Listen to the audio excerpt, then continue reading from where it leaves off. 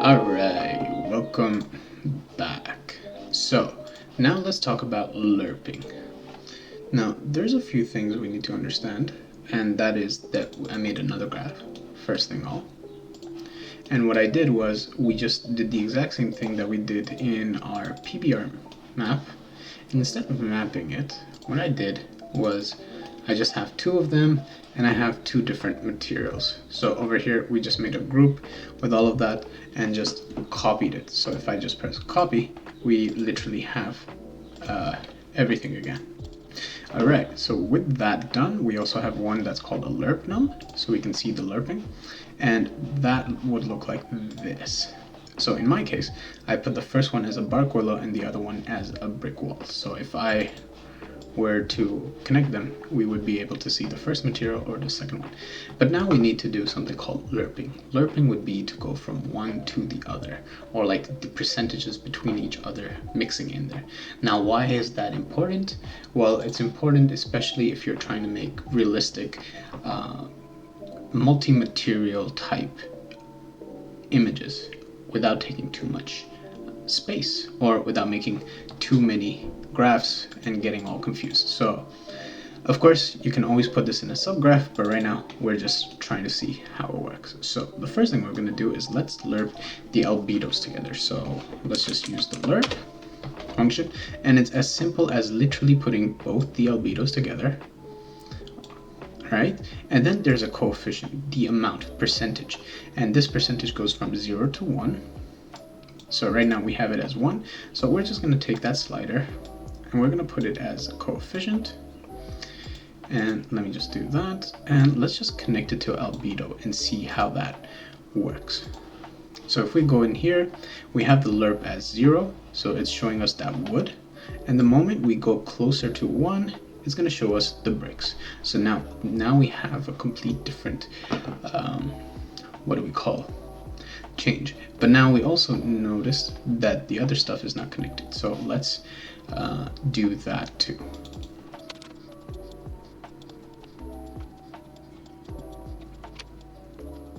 So while connecting everything, let's just save it.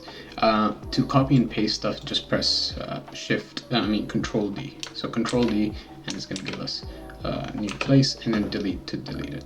So now with everything saved up and connected, let's check the results. So now you can see we have a perfectly good bark with the normals and the heights being split with its own its own percentages and everything. So if we go up here and we change the heights and the offsets and everything, we would be able to see it on our lerp. But the moment we go back here, you'll notice that it changed it back to where it was originally. Alright, so with that, now we have a really nice little shift between our materials. Now, why is this important? The most important part of this is when we actually learn to mask it with our objects. So right now we have this connected, so let's try masking this up. So what we're going to do is we're going to go inside here, and let me just put a surface custom texture, and then we create a new texture, press OK,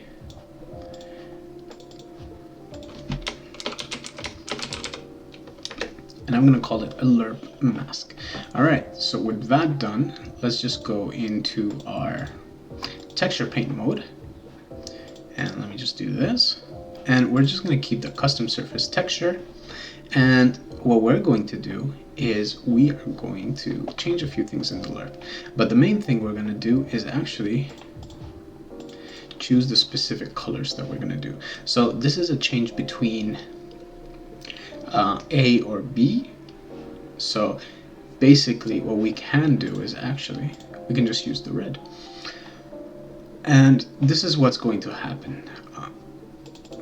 Inside here we said anything that has the color, or anything that's a 1, we would basically be color number 2 or material number 2, and anything that's a 0 is material number 1. So what we can do is we can just delete our lerp num And instead of numbers, we can add something like a mask.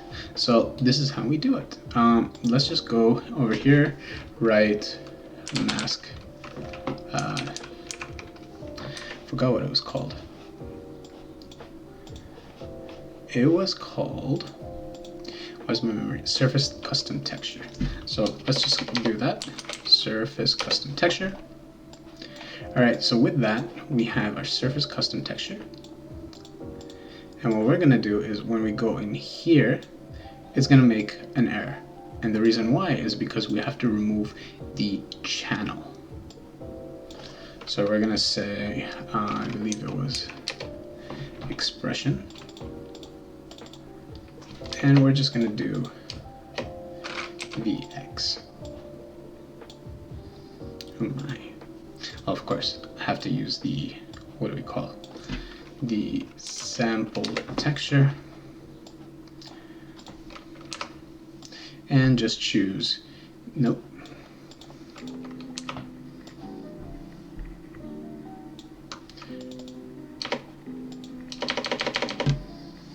There we go.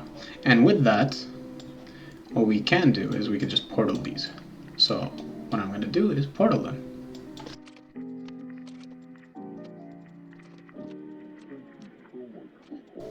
So with that, let's check it out. Now if we go into the over here, what we're going to do is now we can choose a specific brush texture and opacity. For opacity, we can just go solid white.